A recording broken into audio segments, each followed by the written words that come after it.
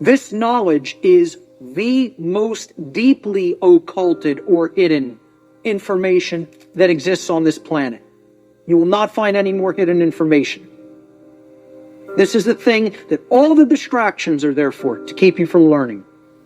The endless trivialities, the nonsense you hear on the news, all the video games, all the nonsense television, the sports, it's all there to keep people from understanding this.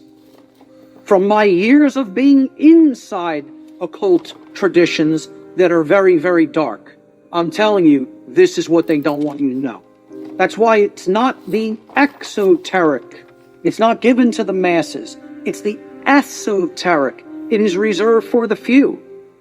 And there's a reason for that.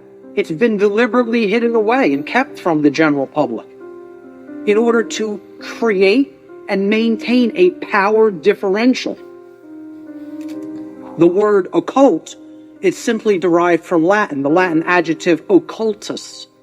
Occultus in Latin means hidden, hidden from sight. And it's derived from the Latin noun oculus, which means eye. Okay? The word ocular in English means related to the eye or related to sight or vision. So what the occult is, it is a body of knowledge that has been hidden away for a specific reason. And we're going to get into what that reason is. From the term oculus or eye in Latin comes the verb occultare. Occultare means to hide, to conceal, or to keep secret. To keep hidden from the eye so that it cannot be seen. The information regarding natural law is occulted knowledge. It is knowledge that has been hidden from humanity. It's held by the few, which is represented here at the top of this pyramid. You can look at this as a pyramid representing knowledge or ignorance. Down here, you have no knowledge, the ignorant masses. And up here, you have the people who are in the know, right, who have this knowledge about how natural law works, and are actually using it for a certain reason. We're going to get to that next, what that is. Now, why would anybody want to hide knowledge that is extremely important? Well, there's a very specific reason. But before we even get to that, we have to talk about what is this occulted knowledge. Occult knowledge constitutes two things. There's two general bodies of occult knowledge. In the actual mystery traditions and in occult schools, they talk about these as arcana, A-R-C-A-N-A, arcana. The word arcana is also Latin. It means knowledge. Okay, that's all it means. So there's two bodies of knowledge. There's one body of knowledge in the occult called lesser arcana, or the minor arcana. This means the knowledge of the microcosm, the knowledge of the small things. Okay? It doesn't mean it's less important. It means it's dealing with the individual units of consciousness, the human psyche, the psyche of the individual, knowledge of human consciousness, how it works, how it operates, what our motivations are, things like that. The second body of occult knowledge is called the greater arcana or the major arcana. All right? And again, this doesn't refer to that it's more important. It refers to it is the macrocosmic understanding. The understanding of the very large laws of nature that govern the macrocosm, okay? So universal laws are part of the greater arcana of occult knowledge. And what I call here today, under the umbrella, the term natural law, falls into that second category of greater knowledge, the greater arcana of occult knowledge. And what these natural laws are unseen and universal spiritual laws. We could talk about the word natural here too. Natural is derived from Egyptian and other Middle Eastern tradition languages. Okay, the word neter in Egyptian, which would have been spelled without vowels, if we transliterated it, it would be N-T-R in English. Neter means spirit in Egyptian, in ancient Egyptian. The suffix al, even in English today, but if you go back into Arabic languages and ancient Middle Eastern languages, al as a suffix actually means of or related to, or having come from. Okay? So natural, if you put these root words together, neter and al, right? It means of or related to the realm of spirit, of or related to God, actually. The word neter also meant God, spirit or God. Okay? So this is the spiritual domain, the laws that actually are operating in the unseen realm. Okay? Now, they manifest in the physical realm. We're going to talk about that. Okay? Because that's the operation that it trickles down from. It starts in the spiritual domain and then it manifests in the physical domain. All right? So it's important to understand these two bodies of knowledge. Lesser arcana is about the monad or the individuated unit of consciousness of the human being. And then the greater knowledge is about the laws that govern the macrocosmic universe. Why is this knowledge hidden away from people about how natural law works and how consciousness works? It's been deliberately hidden away and kept from the general public in order to create and maintain a power differential. I'm telling you, that's what they're trying to, from my years of being inside occult traditions that are very, very dark. I'm telling you, this is what they don't want you to know. The powers that be want to seek to keep this information hidden from the people of the earth at all costs, because understanding this information about natural law will level the playing field and put an end to the currently entrenched systems of control that are operating on the earth. So therefore, let's define natural law. The simple definition of natural is inherent, having a basis in nature, reality, and truth, not made or caused by humankind. And again, the origin of the word, neter in Egyptian, means spirit, and al means of or related to. So of or related to spirit, it is all of nature, the spiritual domain. See, this is the other part. People believe that the spiritual domain is separate from the physical domain. This is a huge thread and a huge central focus in all of my work. If you think the spiritual domain is not where you are at now because you're in the physical domain, you're mistaken. If you think that the spiritual domain is someplace other than the physical domain, you're also mistaken. If you place emphasis on one above the other and say, well, this one takes precedence and this one's not important, either way you do it, whether you say the spiritual is more important and the world of matter should not be given any significance, it's imbalance. And it's not true. Natural means spiritual. These words could be used interchangeably. So when I'm talking about natural law, I mean spiritual law. Unseen spiritual laws. The word law, the definition is an existing condition which is both binding and immutable. So let's look at each one of these words. Existing. It means that it is present. It is present. Okay? It cannot be just ignored and expected that, well, that doesn't make it true, and it's not going to have an effect. It's there. It's present. That's why it's a law, that it's in operation. It is binding. Binding means it has an effect. It means it doesn't matter whether you believe that it has an effect. It doesn't matter whether you understand that it has an effect. It doesn't care. And this is another big hammer to the ego. The human ego wants to hear what it wants to hear. One of the things it wants to hear is, the universe cares about you. Personally. It cares about John. It cares about Bob. It cares about Mary. It cares about Elizabeth, whatever. Okay? It cares about you individually as a being. And now, you could go so far as to say you believe that the creator of the universe cares about you. I'm not denying anybody or saying don't think that.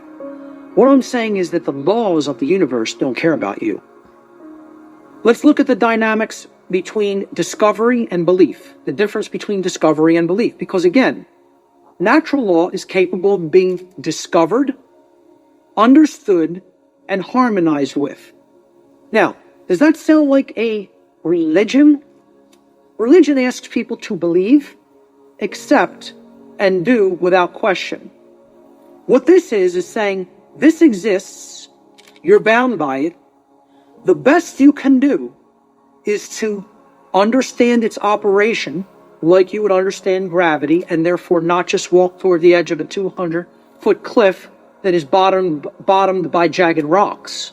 If you're intelligent and you understand how the law of gravity works, you won't do that behavior. So natural law has nothing to do with religion. It's not a belief system. It's a science. It is a discoverable operation that is already in effect that we can either understand and align our behavior to, or remain ignorant of and suffer as a result of that ignorance because it's already in effect. So when it comes to belief, the clown that's going to jump over the cliff saying, I don't believe in gravity, what's going to happen? Down he goes, because belief is irrelevant. Because natural law does not care about you. It is in effect no matter what you do. So let's look at consciousness and the human brain. Okay? Because consciousness is an intangible force. Okay? It's something that exists, but you can't really see it. Many people even have a hard time explaining what it is. But there is physiological expressions for consciousness in the physical domain, and the brain is one of them.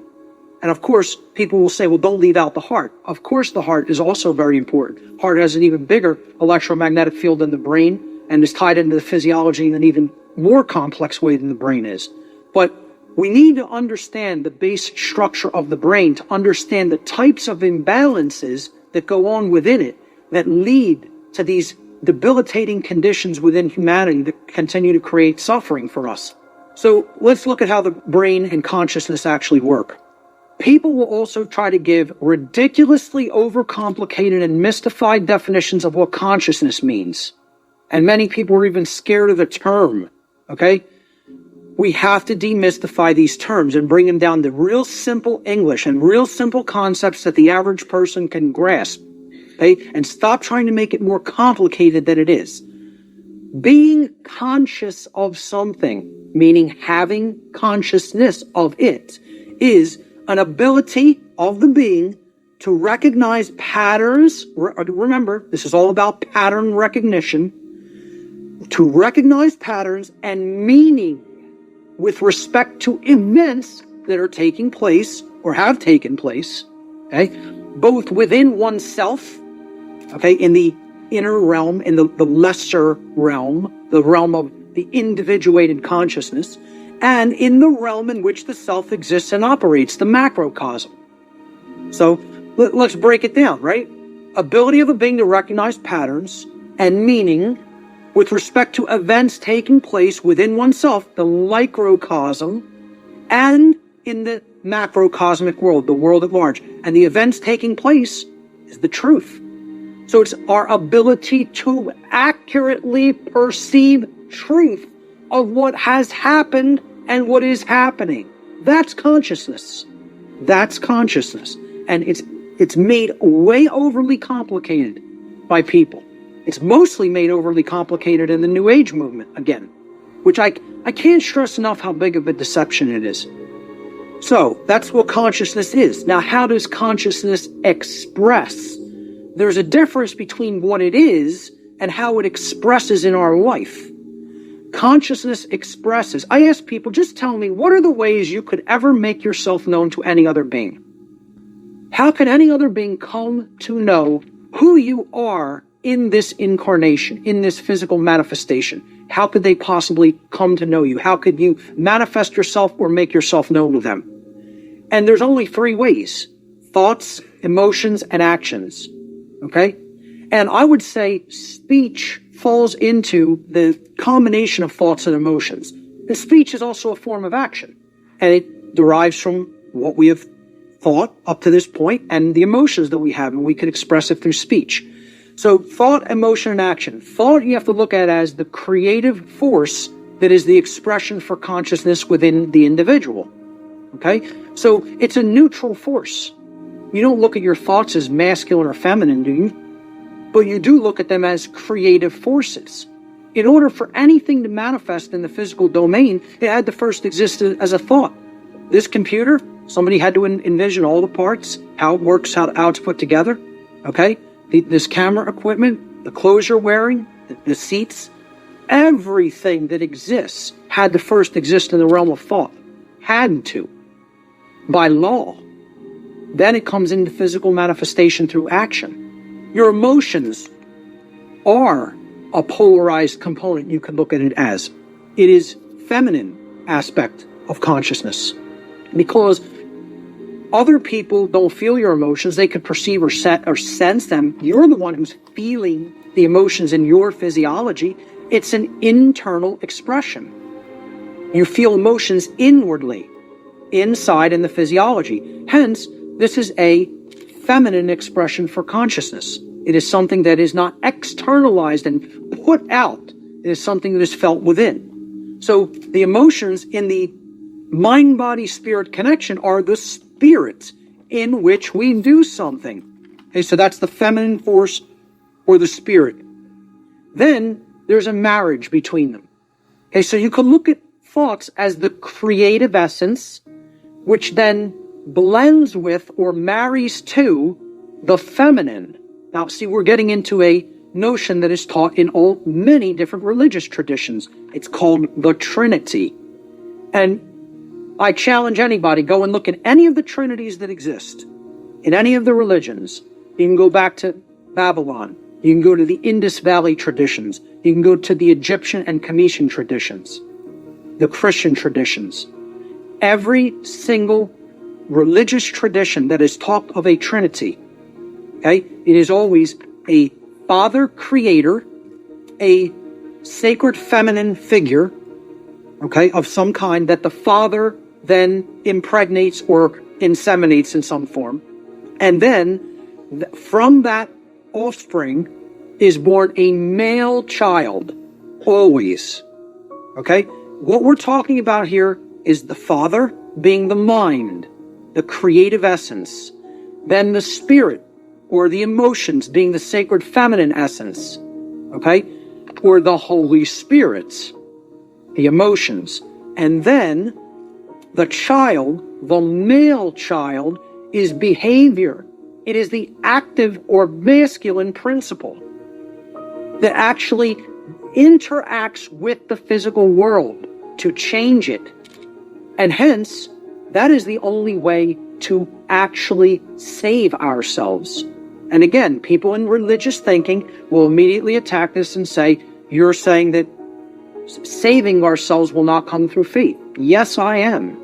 Saving ourselves will only come through action. Action will save humanity. Faith will not do it. So, sorry to again, smash another egoic attachment that people have to religious notions.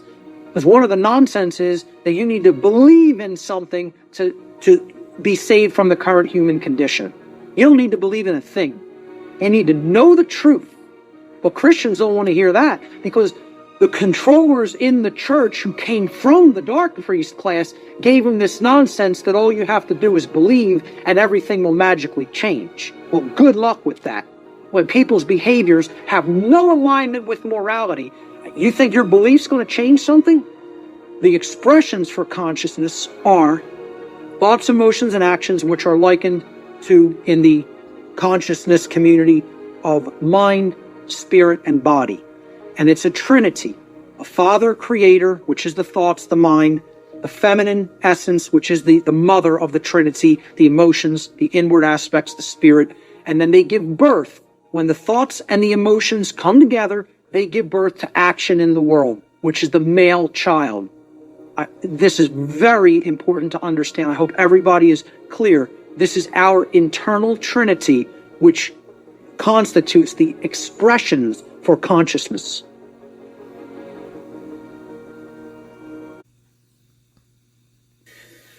Let's talk a little bit about the concept of what truth is, how I refer to truth in all of my work.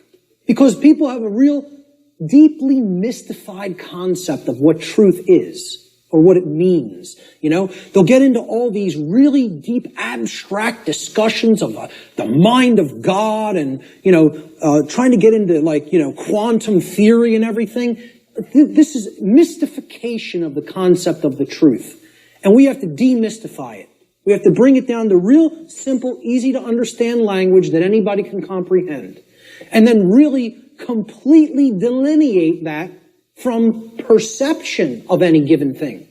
Because the two are not the same. When people say perception is reality, nothing could be farther from reality than that statement.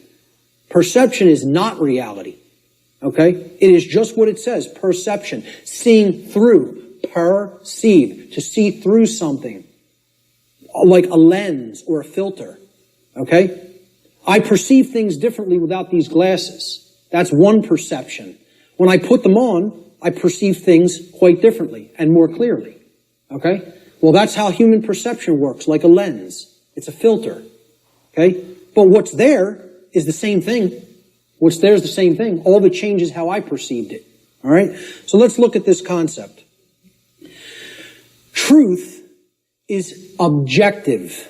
That means that it's not dependent upon the perceptions of human beings. No one wants to hear that.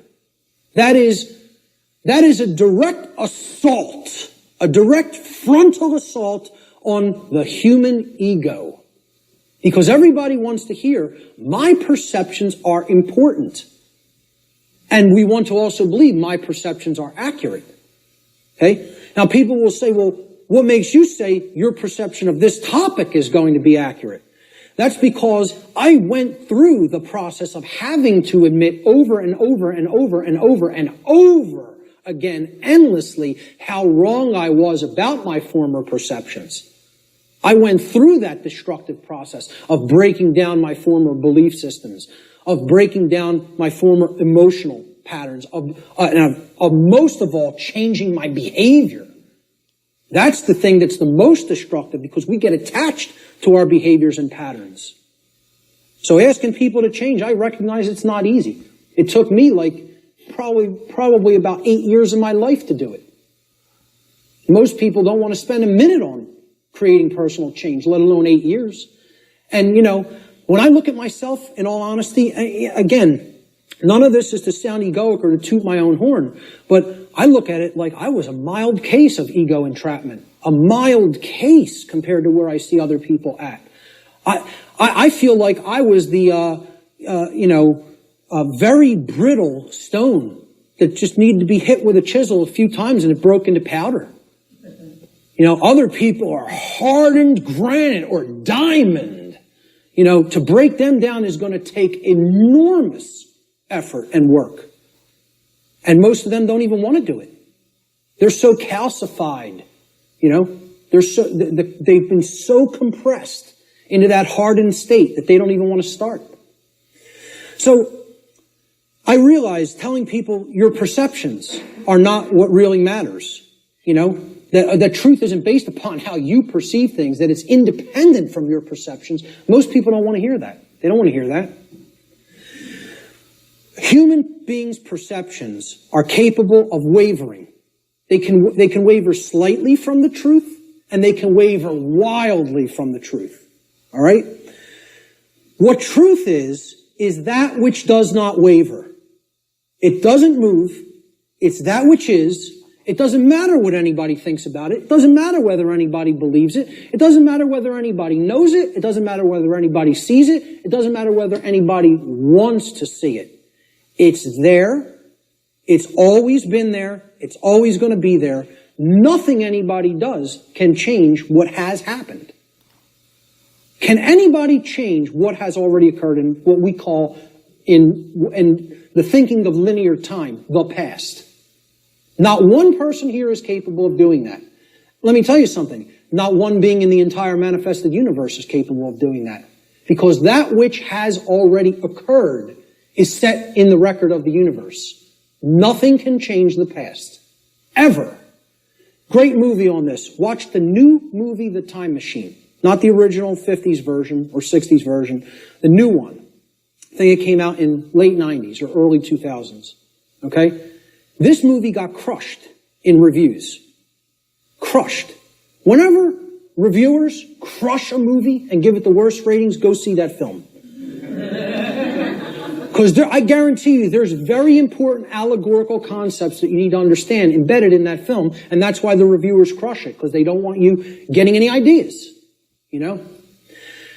This movie got crushed in the theaters, and I'm telling you, it's one of the best films to understand the concept of the absolute impossibility of changing the past.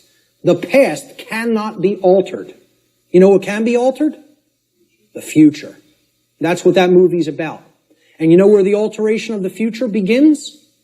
In the present moment. That's exactly right. That's the only place it begins. Okay? So what truth is, the demystified concept of truth, is it's simply that which already exists. It's that which has happened in the past and is happening in the present moment. The truth does not exist in the future. When we get to those future moments and it's the present, truth will be existent then. But not until. Okay? So there is no such thing as truth in the future. Truth is that which has occurred in the past and that which is occurring in the present. It is simply that which is and that which has been.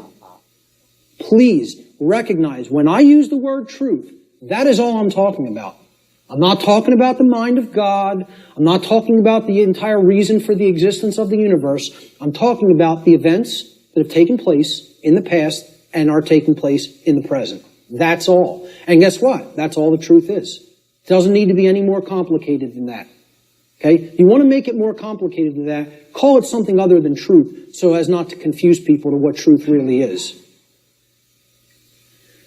Truth versus human perception.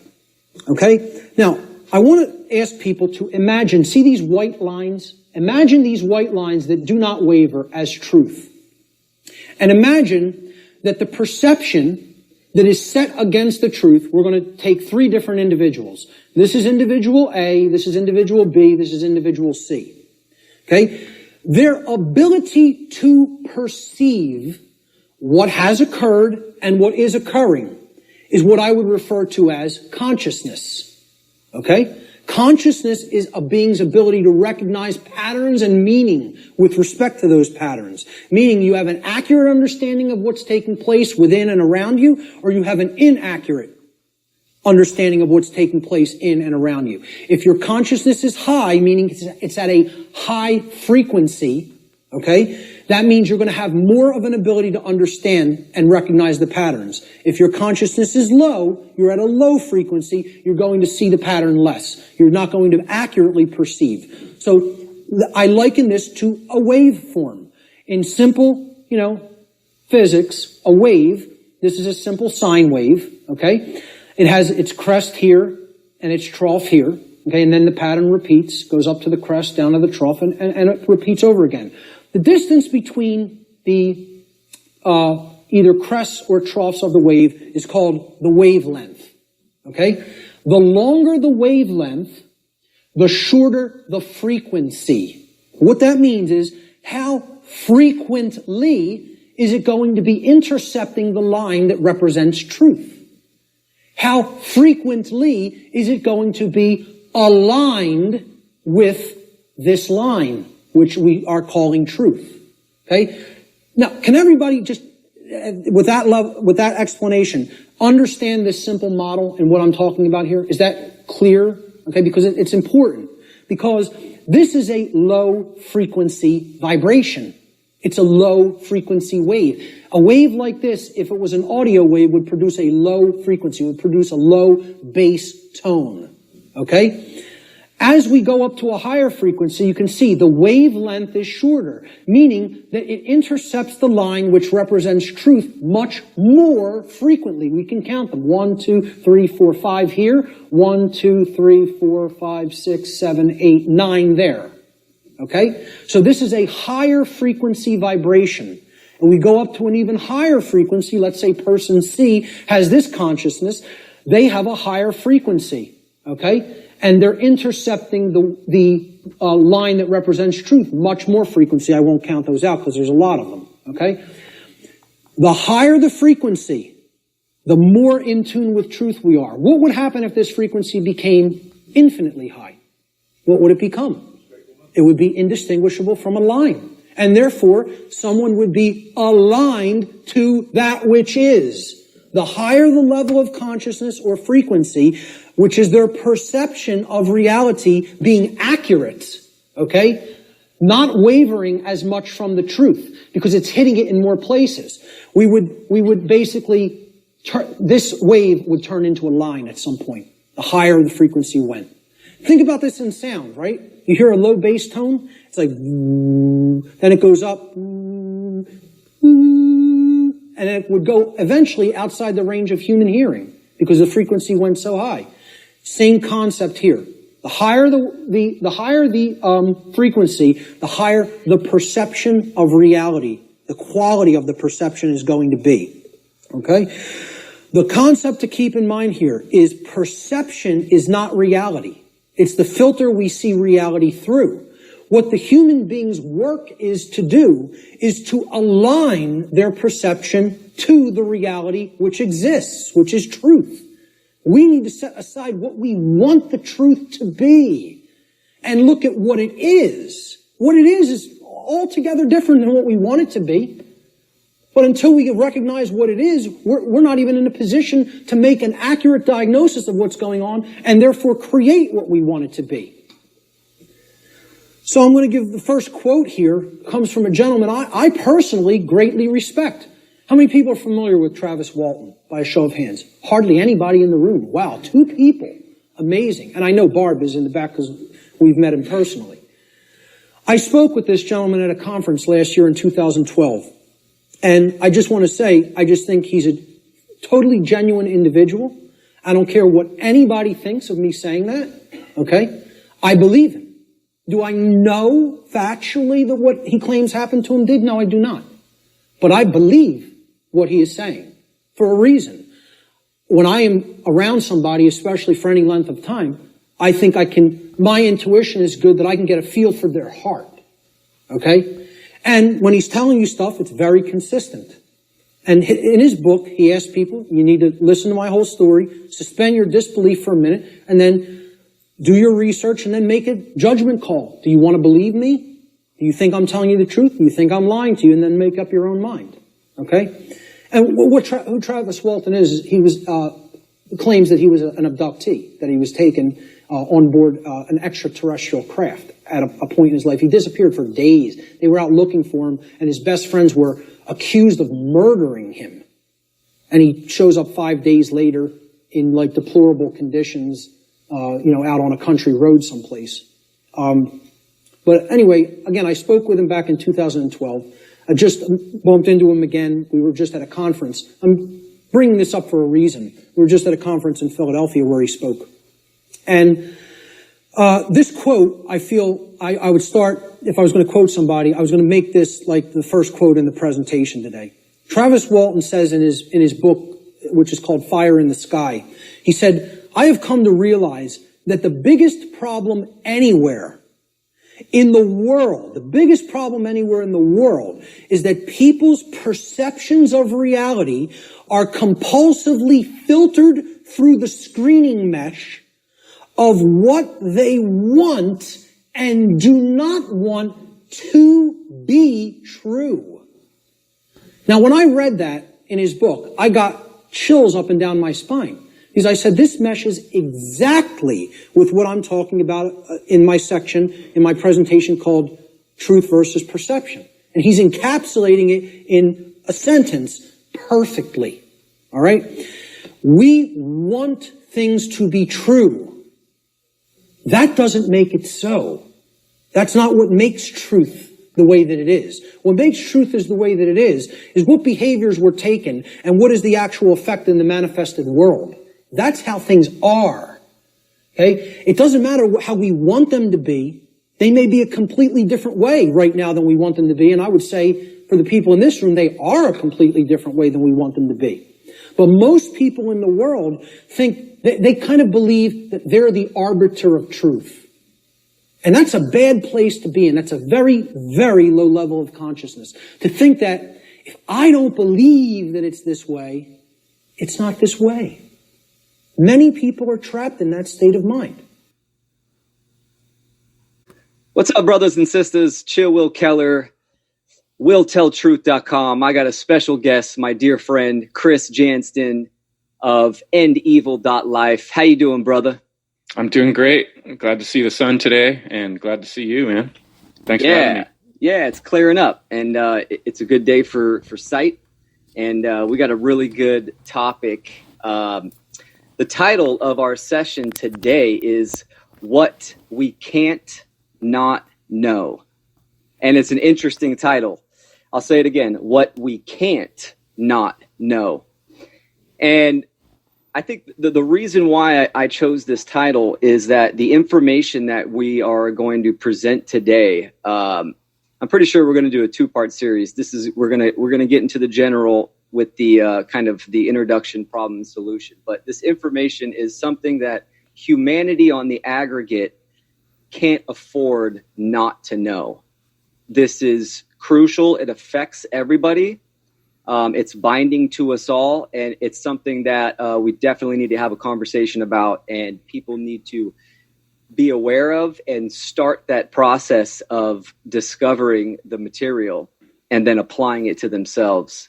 So what do you think, Chris? What do you think about that title? It's great. I love myself. I love a little bit of wordplay, and that makes you think a little bit right off there. And I think that's the goal of what we're getting at here. We're trying to make you think. So if you're listening right now and you've had any questions about reality or felt lost or curious about what's going on around us, I think the most important question to motivate people right now is why? Why are things happening the way they are? Why are we feeling the way we are about things? And I think when we really keep looking deeply into that question of why, answers will emerge, and we can find answers to our problems. And that's why I'm here. Well said. Yeah, one of the most powerful words, right? I mean, the most powerful word, why. Putting out there that you're looking for the causal factors of a problem. And I love this quote by Albert Einstein. You cannot change a problem from the same level of consciousness that created the problem. And to solve a problem, you have to ask that question, why? Why are we having this problem? And you know, in humanity nowadays, yeah, we're having some major issues. So the question of why is a must, and that's a process of discovery. So, and ultimately, to solve any problem, the key is to get at the root of the problem. And so often in our modern way of thinking and societal trends, there's this tendency just to be concentrating on the problems and getting frustrated with them and the emotions that are evoked because of these problems, or how we feel about them, or what we believe about them. But all those are not really getting at fixing the problem. And getting at fixing the problem requires understanding the problem and getting to the deeper level. So maybe we can get a little deeper into that today in our discussion, and hopefully some other folks will come along with us on this mental and spiritual journey. Yeah, absolutely, man, for sure.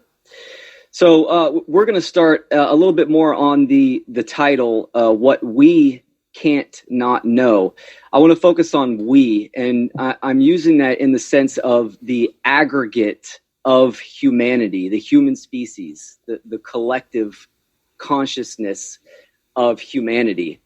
And, a lot of people don't even kind of think about this concept that we have the individual, and then the individual multiplied creates one collective consciousness. It's the aggregate. It's the totality of the human level of consciousness. And that's really important because that's the material that we're going to bring today and talk about. It absolutely starts with you, with the individual, but in the changing of yourself reflects on the aggregate level. And that's the only way we're going to get worldwide change, is if more individuals start focusing the attention on themselves, changing, and that will reflect in the collective or the aggregate scale of humanity. What you're talking about now is very close to my heart.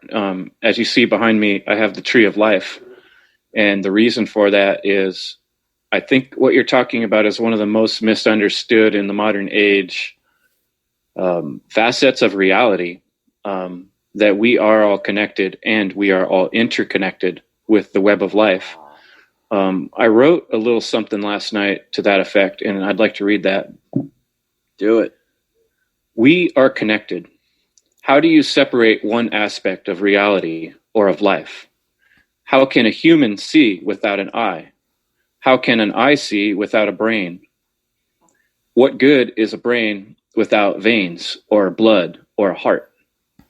All systems of life depend on one another. You cannot take out one piece and separate it.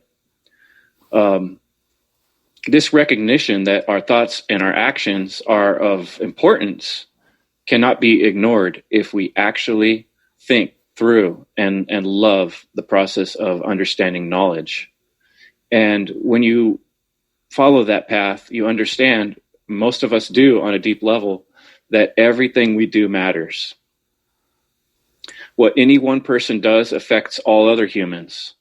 The way we think as a group, as a species, is going to dictate the future of our physical reality as a species, as a group.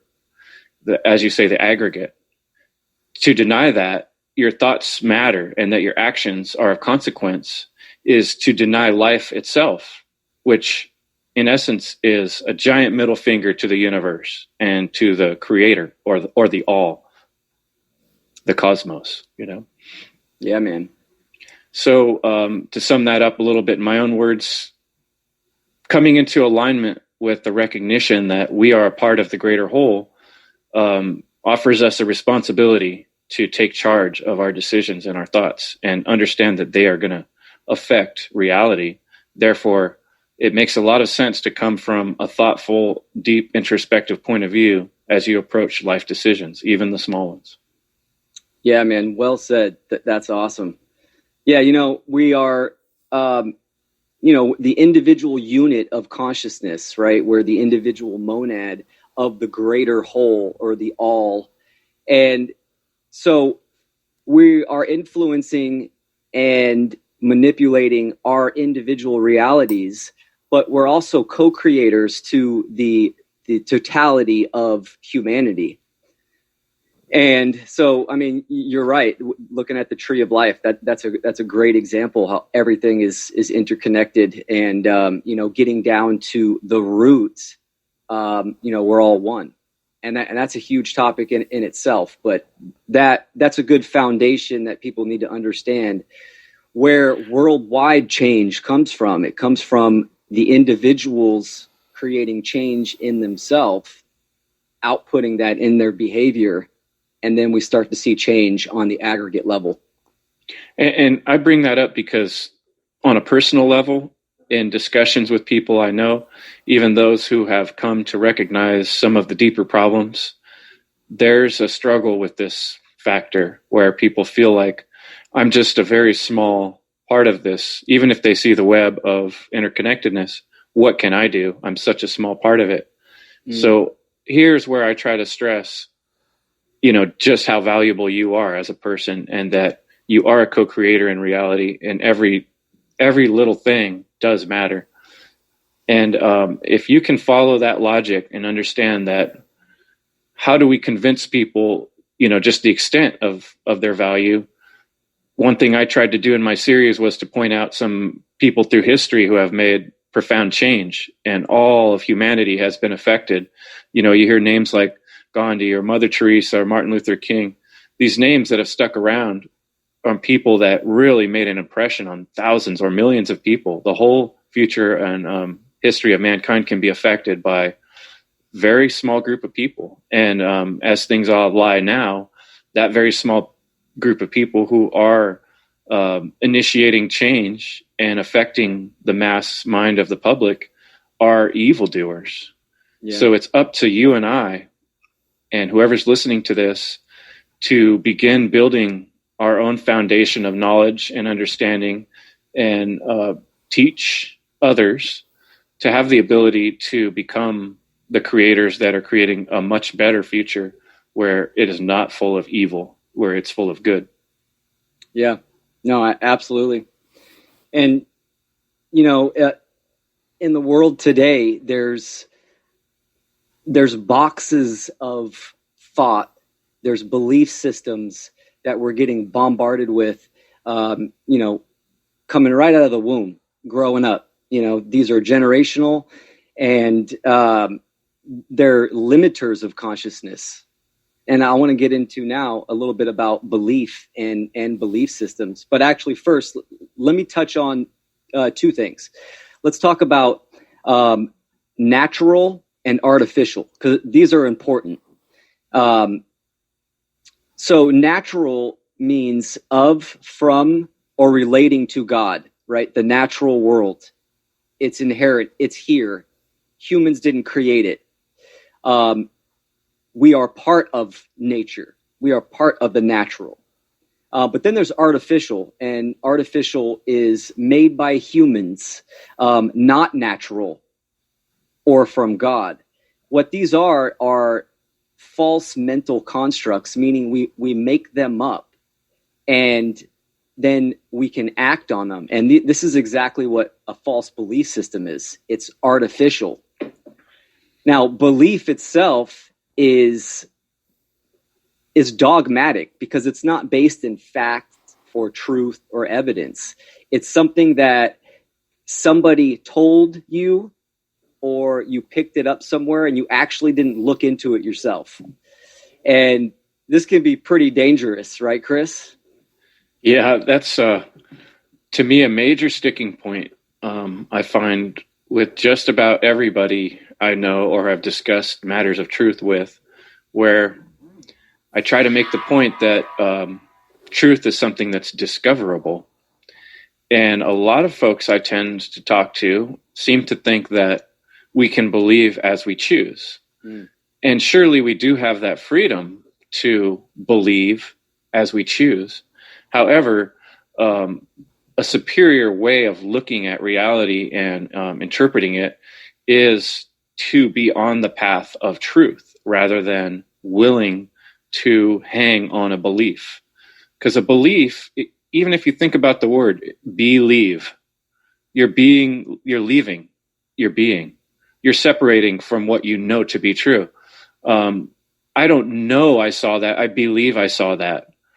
You're going to stick with something that's sort of whimsical and possible as opposed to finding the truth. And I think it's almost a fear in many cases to take that extra step and to search, because it involves a certain level of struggle and a possibility of having to give things up that you formerly thought.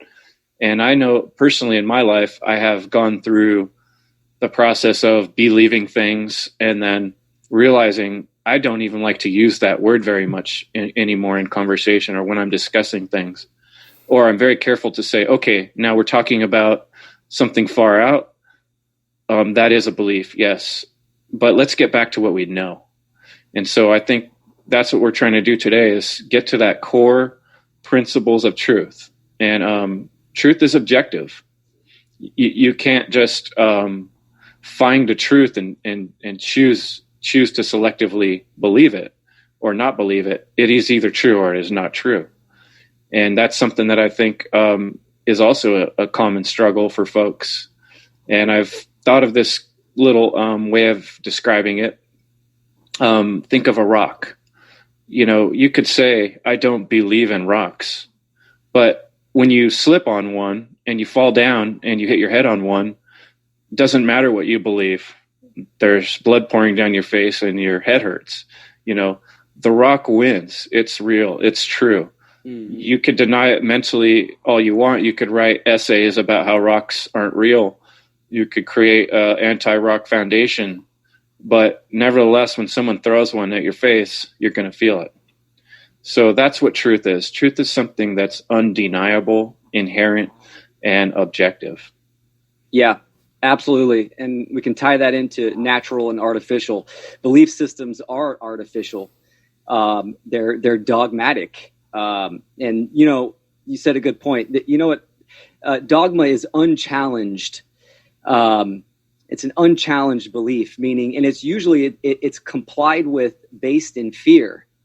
You're scared of it. It uses fear to get you to submit to it, And that's where the false axiom kind of, sticks in your level of consciousness, and then you act on those behaviors. And that's really the big problem is acting, having it dictate your behavior.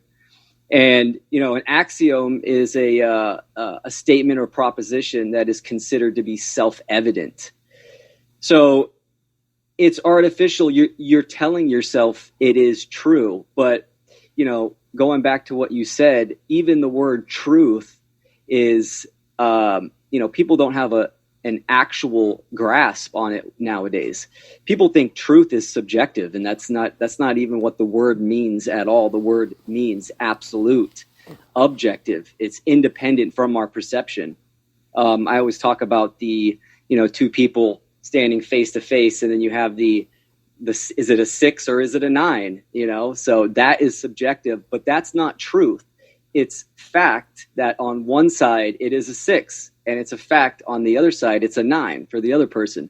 But that's not actual truth. Truth is it's independent from our perception, and that's so important to know.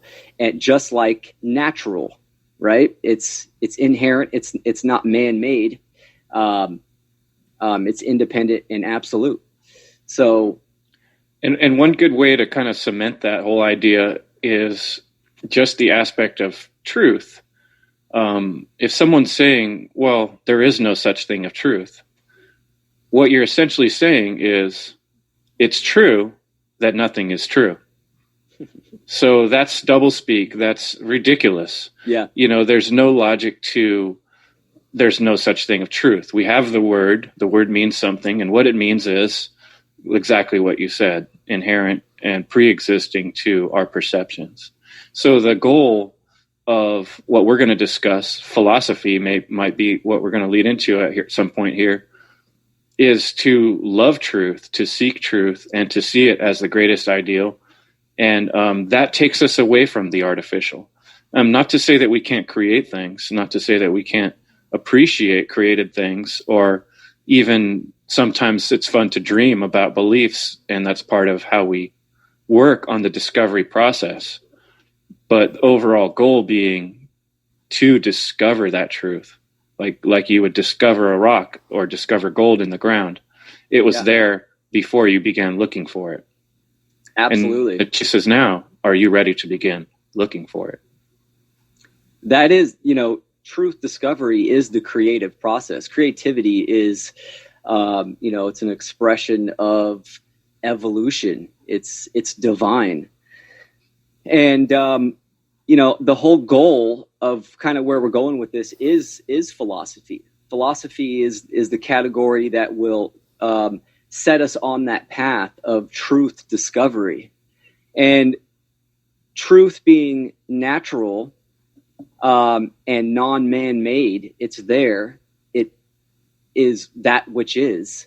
What we're talking about is nature. The laws of nature are unwavering, right? They're immutable, they're binding, they're universal, they're eternal. And our goal is to, on the aggregate scale and the individual for humanity, is to align our perception with which that is truth and natural. So creativity goes into that hand in hand as far as, taking the first step and going on that journey. It is a creative process because, it's the true scientific method as well. And as we were saying before, we are co-creators in this interconnected web of life. That's part of the basic understanding. And the sad part that I've found is that I've always thought of myself as a philosopher. But in so many cases, what I see the word philosophy being teased and used as a joke, I think often people have misdefined the word or are not understanding where the word really comes from and what it really means, because philosophy is often looked at as, like these really nerdy eggheads pontificating and never getting anywhere with this endless discussion that just about a bunch of ethereal, non-relevant, long words that we don't understand. So what I'd like to do is kind of get to the very basic understanding of what the word actually means. Philosophy comes from two words put together, philo and sophis. And philo is the love, ancient Greek word meaning love, to love.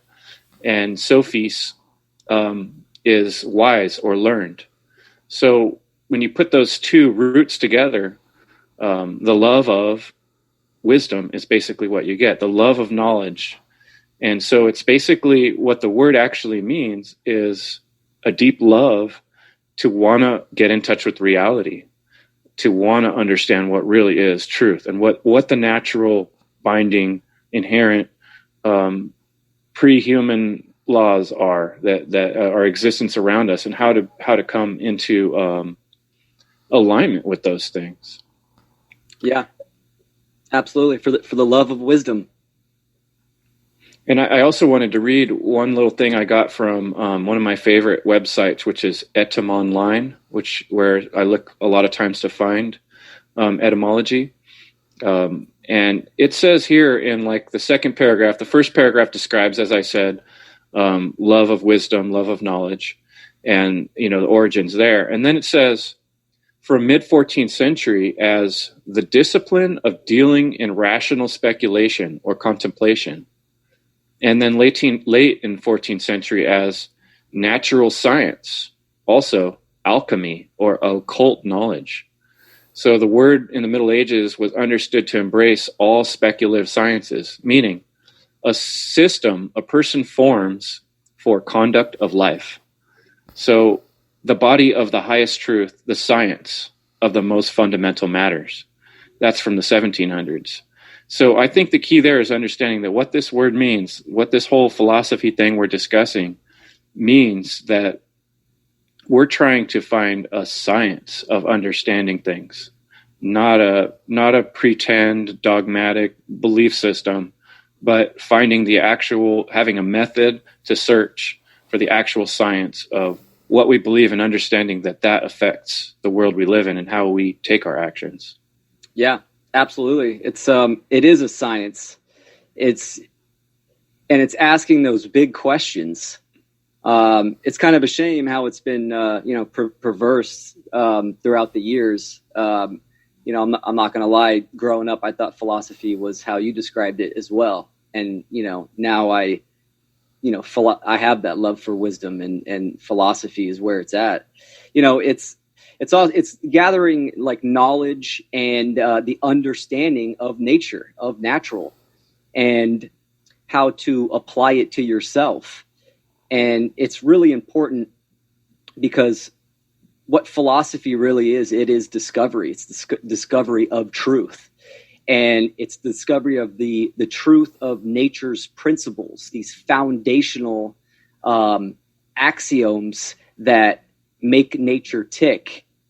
And it's kind of eternal. It's not like an end of the road thing. Like once you've discovered philosophy and you've put in years, you're going to know the totality of it. It's ongoing, and it probably will be, because in this physical realm, excuse me, we can keep learning and acquiring knowledge and understanding and then applying it. So what a huge category.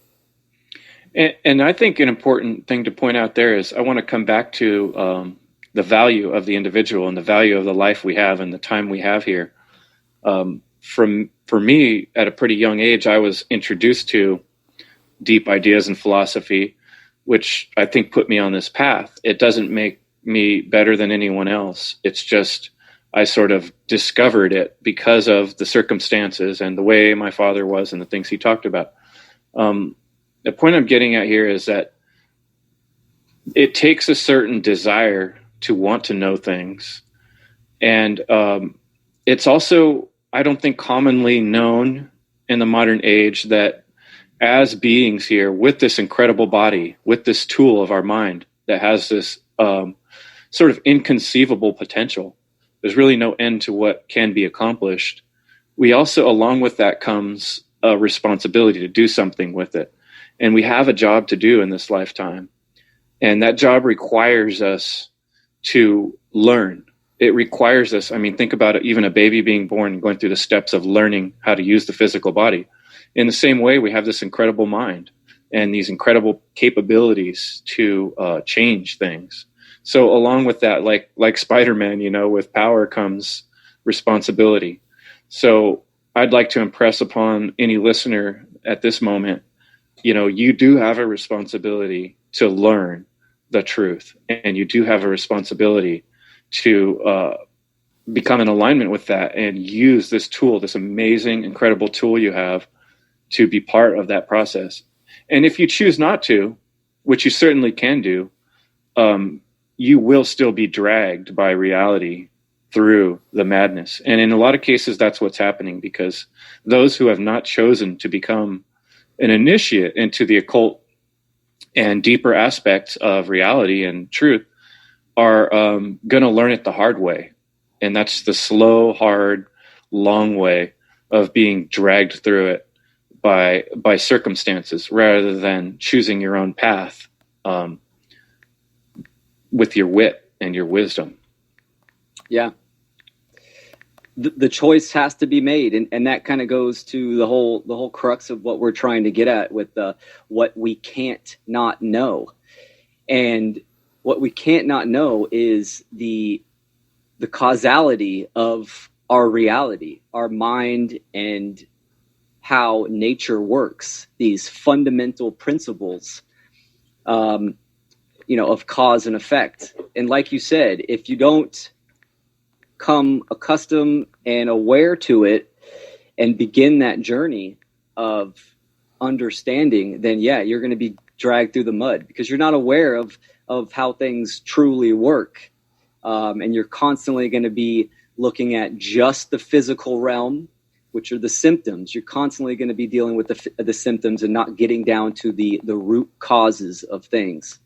And, philosophy, it focuses on, physics, the physical, but a lot on metaphysics, which means after physics or beyond physics, beyond the natural. And this is really important, that this, the invisible, the energetic realm where causality comes from. And, if you're trying to make change, if you're trying to solve a problem, you need to know the causes of those issues.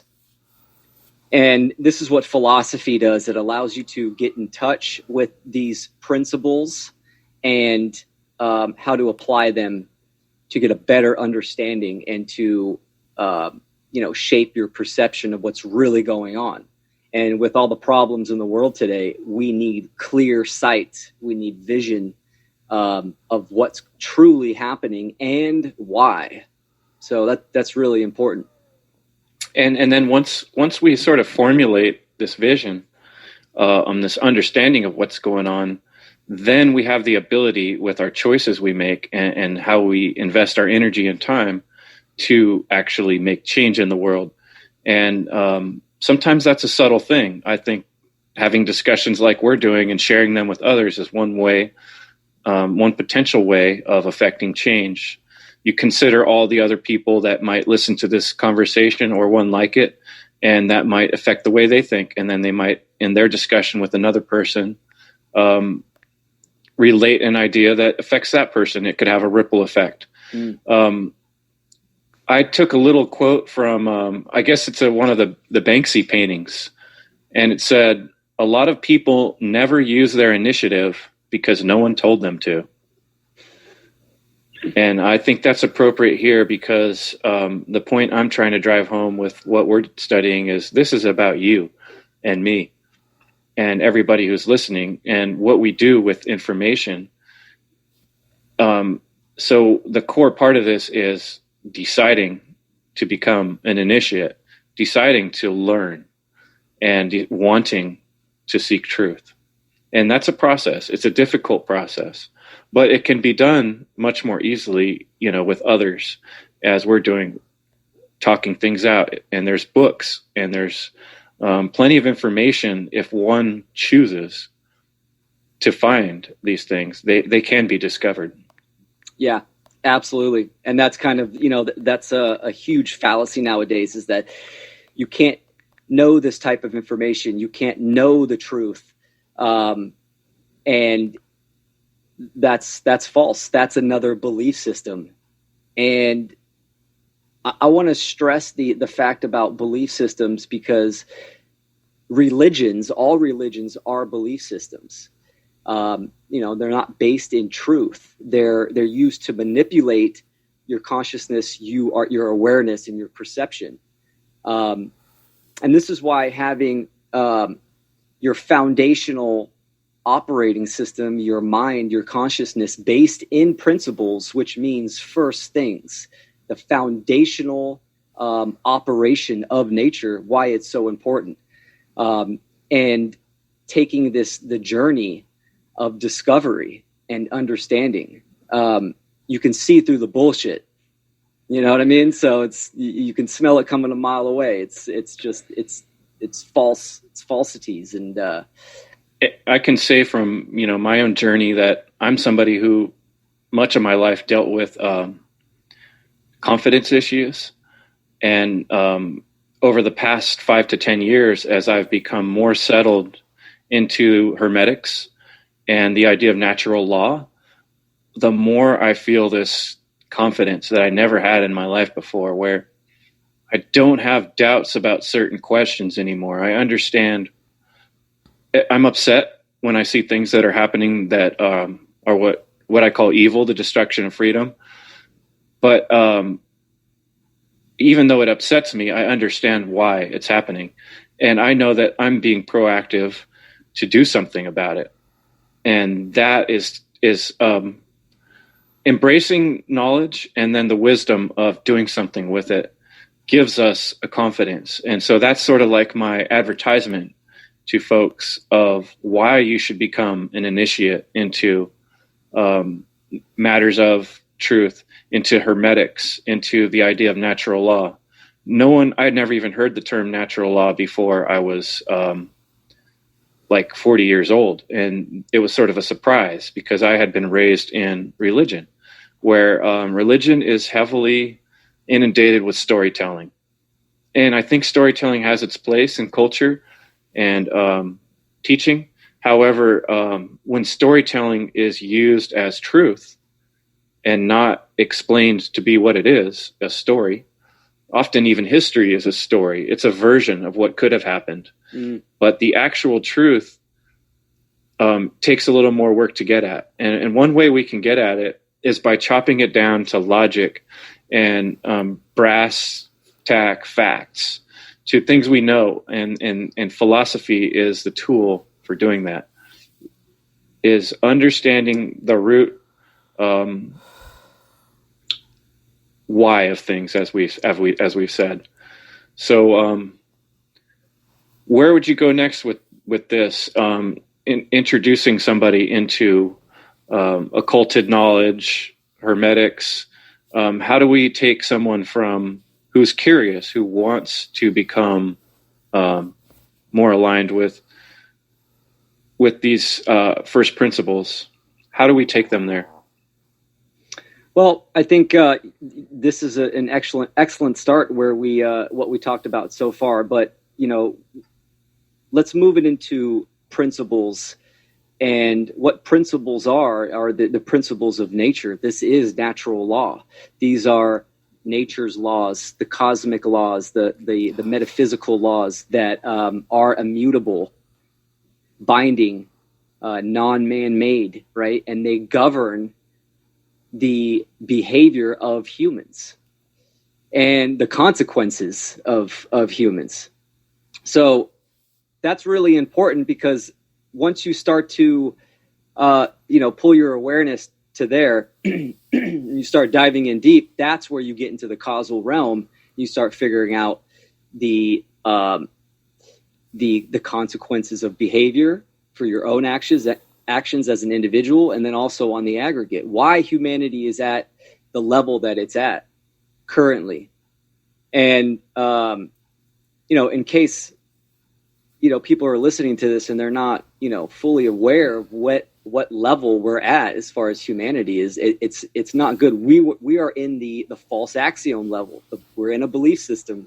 We're stuck into a false mental construct. People are believing something that is not real, and we can go down the list. But I think the main one would be authority, and we see this a lot in religion.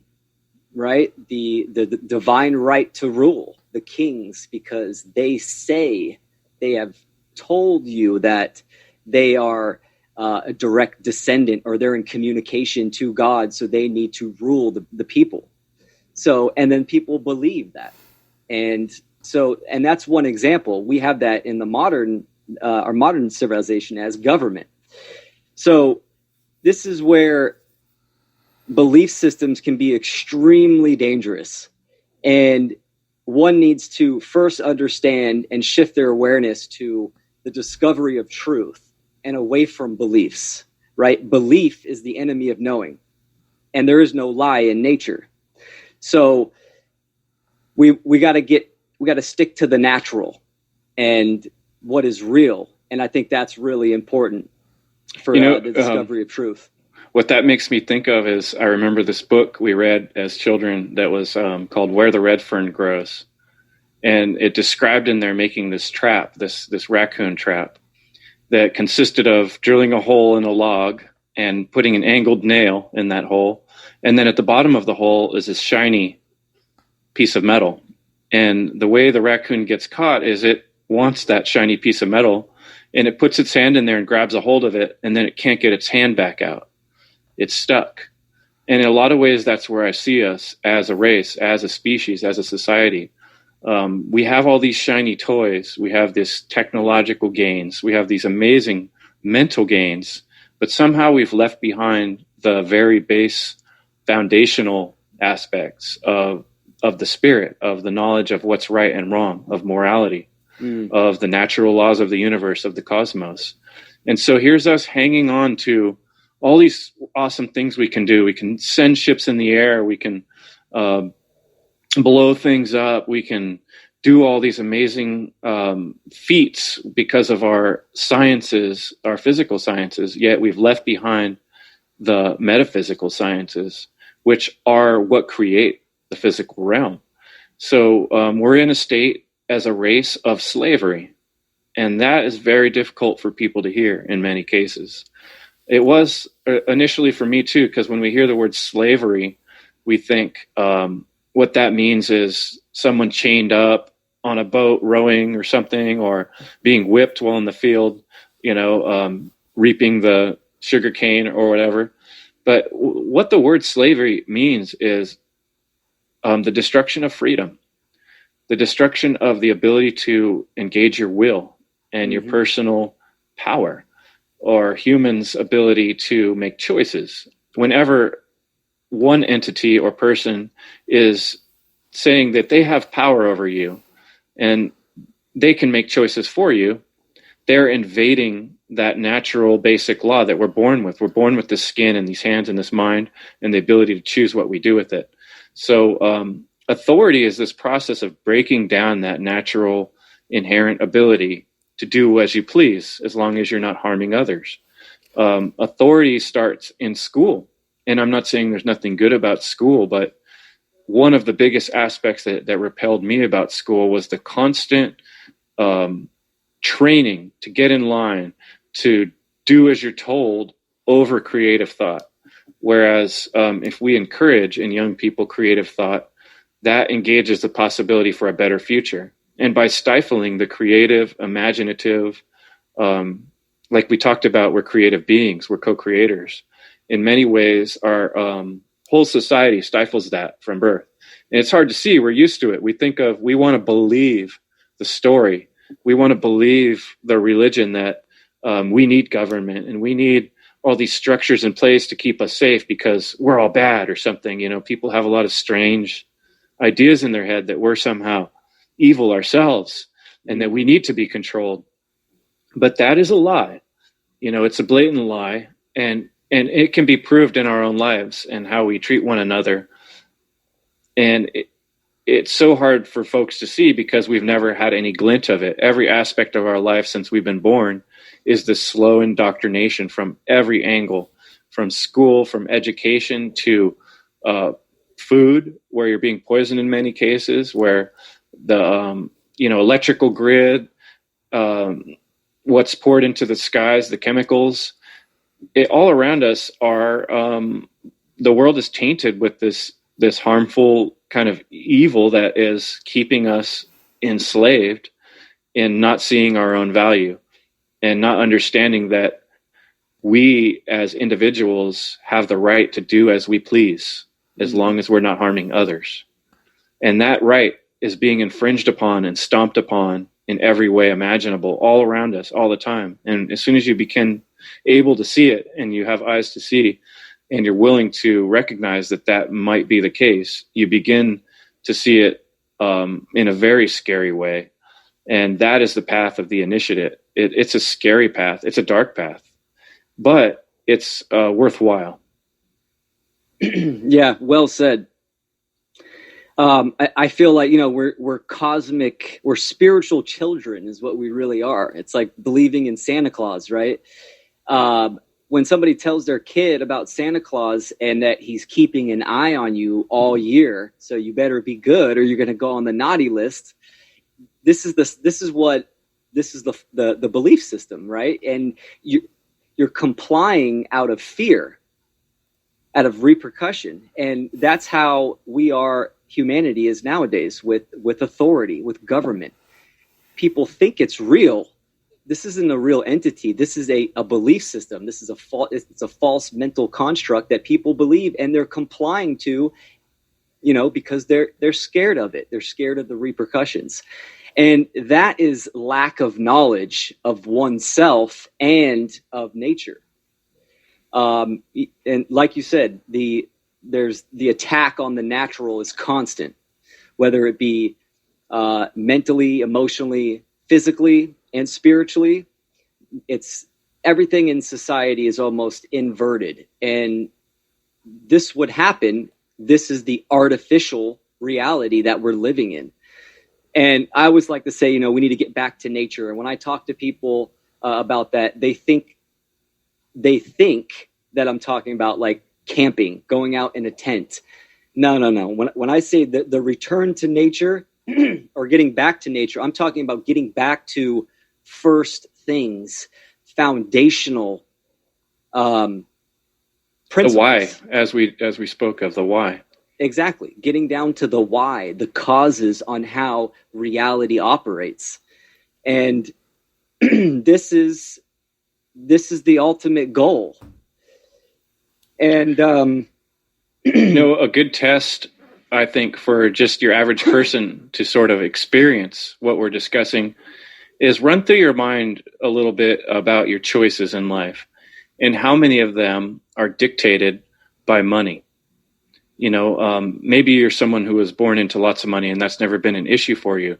But I think even those people, if you think about the choices that are being made and how often money is the God that's actually guiding force, even in religions where their choices are also based on money, you see how money itself has become a religion and an authority in people's lives that is totally based on a belief system. The belief is that if I take this bill or this card and put it in this machine or give it to this person, I'll receive some goods for it. Mm-hmm. And it works only because everybody continues to believe in it. And that itself, the system of the way money has been engaged in our modern society, is an evil because it's breaking down our freedom, because we're locked into someone else's devaluing our time or putting a certain value on it. And in many cases, our deep decisions are based on this sort of false belief in this magical authority of money, or the magical authority of politicians who really don't, you don't see them day to day in life. They're not helping you take care of your children and get your groceries. We don't need those false beliefs to survive and to treat each other well and to build communities and to share things and trade goods. That's just because we're so used to it being that way. We can't see how we would do without it. Yeah. And, ignorance is slavery. It's slavery of the mind. And then it's slavery of the physical body and the spiritual. And ultimately, what these false belief systems do, they control. That's what they are. They're boxes for consciousness so you can operate in. That's exactly what money is, right? It's controlling your energy. Religions, and money is a religion, but the cultural religions, this is control over your thought process, your mind. And then it's getting you to act a certain way. It's dictating your behavior. And that's the power differential there, what you're describing. Exactly. And I think this is something that's really hard for some people to see, is that the actual power that the elites, the small percentage that are ruling over us, have over us, is knowledge, is these deep esoteric and occulted secrets, these understandings of how things work. And it seems so simple and silly, but it's massive. And when we, as the general public, begin to understand the occulted knowledge, they will no longer have power over us. But because right now the very few at the top of the pyramid have all the knowledge and the occulted understandings of the underpinnings of reality, it's easy for them to control the masses. So the idea here would be for us to help the masses become initiated into the occulted secrets, the deep knowledge. And what is that? I think a lot of people might be thinking right now. What is that secret knowledge? And that it's the stuff we've been talking about. It's really obvious, but we can continue to get deeper into that to help you and other people understand what we mean by occulted knowledge and secret knowledge.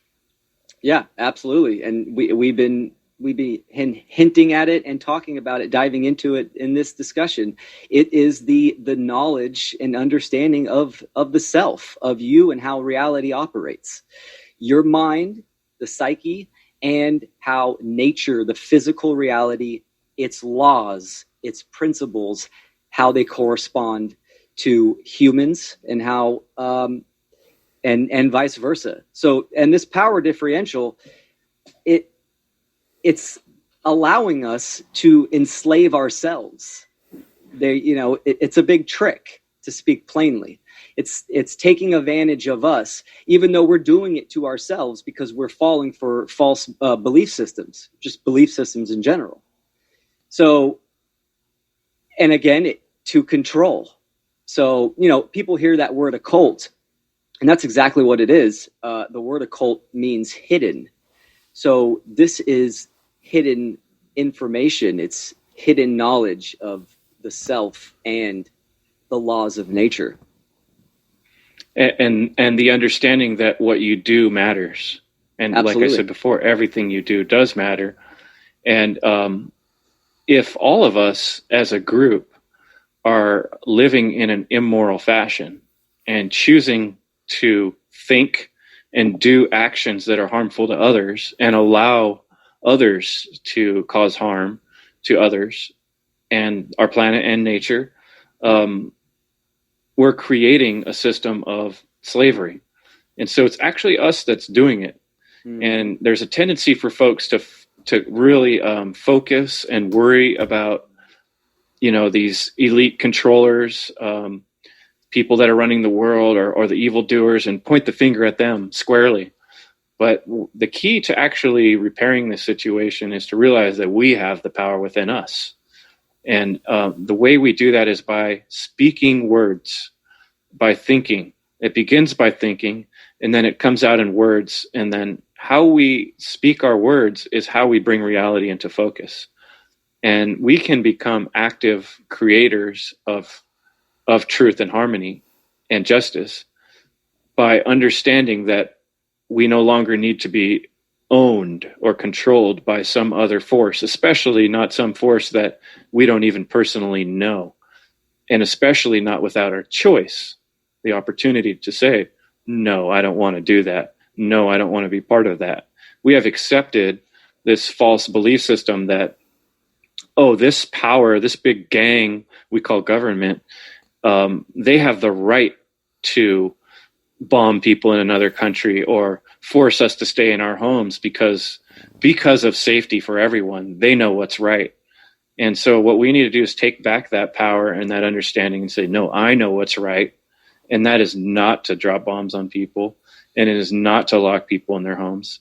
And so I'm going to choose to work in the direction of being a good person and not do things that harm others and not be part of a gang that extorts money from people or forces them into prisons because it disagrees with whatever little choices they made that are not harmful. Yeah, absolutely. And, being, we are of nature. We are part of the natural. And, we come into this realm with the gift of free will, but also being part of nature. Nature's laws apply to us as well. So we have natural law, which is deterministic, and then we have free will, which is random. So we have the choice to harmonize or go against natural law, and there will be consequences for both choices. This is natural law is also, cosmic law, moral law, karmic law. This is what, the law of attraction. This is what this truly is, the information that we're talking about. And my point is that you are a sovereign being. You own yourself. Nobody owns you. But without the knowledge of self, without truly knowing that and understanding what that means, then someone's going to own you and take advantage of you. And I think that's really important for people to understand that they're being controlled. And you're right. Yeah, I mean, I see a lot of people looking at, oh, it's this group of people, it's this group, and it's the politicians, and all those people are immoral pieces of shit. But the solution lies within yourself, changing your behavior to harmonize with natural law, the laws of nature. I often think of the kids' movie, A Bug's Life, where the one bug is about to be smashed by the cruel grasshoppers who've been taking all their food, and he stands up and he says, "No, there's a lot more of us than there are of you." And you look out and there's thousands and thousands of the other bugs there, and the grasshoppers all of a sudden finally realize they're totally outnumbered. And that is the case in our situation. And it's almost laughable and silly when you consider that so many hundreds of thousands of people are being completely controlled and indoctrinated by so few.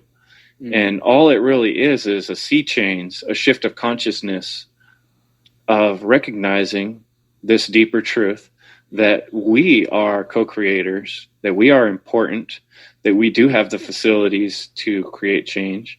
And it begins with the study of knowledge and the love of knowledge and understanding how things actually work.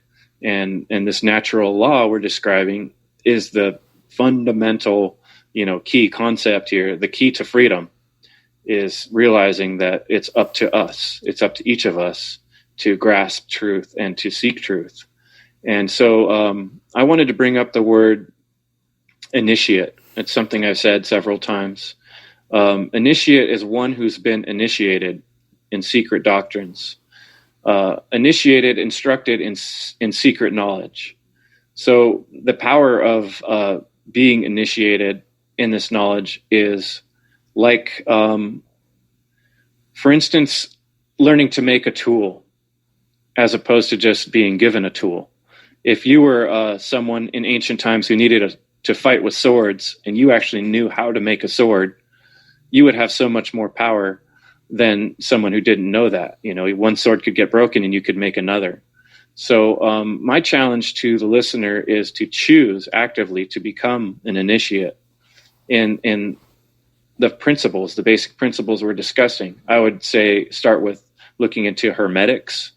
I would say look into natural law, and you can test these things out for yourself. Take an action you would normally not take and see what is the effect in the real world. Begin to think in a new way that you've not thought before and see how it affects your actions. And try to tell me that how you think does not affect how you act. And how you act does not affect those around you. You know, if you could prove that to me, then that would mean I'm wrong. But I do feel sure that you would not be able to prove to me that your actions do not have consequence and that your thoughts do not affect your actions. Yeah, excellent. You know, as we think, so we feel, so we act, right? This is the dominion of self. This is about taking control of your mind and the responsibility of behavior and taking action. And if we're going to create worldwide change, and it starts with ourselves, we need higher consciousness. We need to take in correct, true information, knowledge, and understand it to give us that higher pattern recognition, which is consciousness in a nutshell, awareness, pattern recognition, so we can see the patterns of behavior that are going on with ourselves as an individual, but also on the aggregate level, and then see those causal factors. And you're right, it is a ripple effect. When the individual starts changing, you're powerful, you're sovereign, and you do create change within others around you. And the universe is spoken into existence. That's why your work and a lot of people speaking about this kind of information is extremely important. And taking action is where it's at. And it's not to say that I have this, or you or I have reached this level that's somehow above or looking down on others. It's always a process of learning every day and discovery.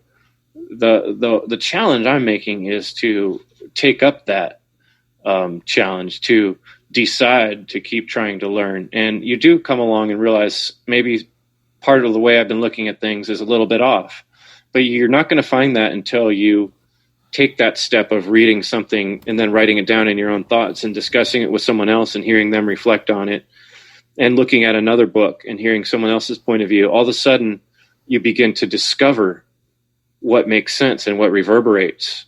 And that's not a quick process. It's not something you just know it all tomorrow, from watching one show or reading one book. It's a consistent ongoing process of trying to love the truth and wanting to be aligned with the natural law. Yeah. Process of trying to love the truth and wanting to be aligned with the natural law. Yeah. And that philosophy, seek truth, speak truth, and, for the love of truth, it is an ongoing process. And that's exactly what we're here to do. We're here to grow and evolve, and be willing to change, I would say. Sure. To be willing to be wrong, to be willing to say, I was wrong. I'd do that. I used to believe in government. I was wrong. I used to believe in Christianity, and I bought a lot of things from it, and I was wrong. There are good things that exist in each of these structures, like the organization fact. Organization is a good thing. In Christianity, there's a lot of jewels and gems. The things that Jesus said are great parables that have also share these deep philosophy underpinnings that we're discussing. Every religion shares the basic ideas of do unto others as you would have done unto yourself. That is something that there's no argument that can be found that makes sense, that makes any logical sense, to not embrace some of those basic first principles. And that's why people so easily fall for the lures of government or religion or cults that want to try to then add all this storytelling and indoctrination to what really should be kept broken down to its simplest form in philosophy, in embracing truth and being able to interpret it from the individual point of view without accepting a bunch of non-provable possible belief systems and dogmatic thoughts. Yeah, absolutely, which is rampant, especially nowadays, right? There's false information and belief systems going all over the place, and people are just clinging on to them. And then, that messes with their perception, right? People filter everything through their belief systems. And when you're at a position of first principles that are foundational in truth, based in truth, in the natural world, in nature, your perception gets a whole lot clearer. So, man, I know we could keep going on and on about this, and I really want to do a part 2 so we can dive in deeper. We're just kind of getting the general and scratching the surface with this. Is there anything you want to add to close? Yeah, I think it would be great to get deeper into the principles of hermeneutics and to go through those and explain each of them carefully. Yeah, you have a pretty good, everybody take a screenshot. There it is. Click, click. There we go. The actual law, first principles. But there are a lot more principles to be discussed. But I think for just to kind of cap off what we've discussed here, I'd like to read one other little quote I gathered from George Eliot. "It will never rain roses. When we want to have more roses, we must plant more roses." So, yeah, that's what I want to leave you with, is that as a listener today, it's up to you to do something and to choose to take the path of learning and knowledge, and to want to know how you can make a difference. If you do want to make a difference, you have to become the initiate, and that means stop lying to yourself and start looking at what's really going on around you. And I think we'll go deeper into that in our next discussion. But yeah, we sure will.